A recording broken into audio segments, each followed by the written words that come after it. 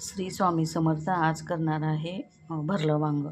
हे वांगे चिरून घेतले आहे. कांदा, कोथिंबीर, लसूण, टोमॅटो, खोबरं बारीक केलेलं, चवीनुसार मीठ, हळद आणि काळं तिखट. आता हे तेल गरम करायला ठेवलं.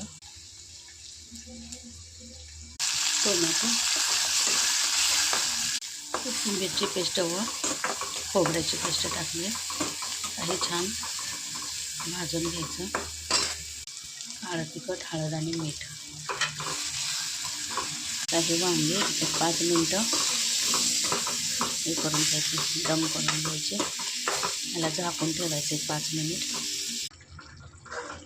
तयार झाला आहे वांग्याचा रस्सा. आवडल्यास नक्की लाईक व सबस्क्राईब करा. मस्त खा, स्वस्त राहा.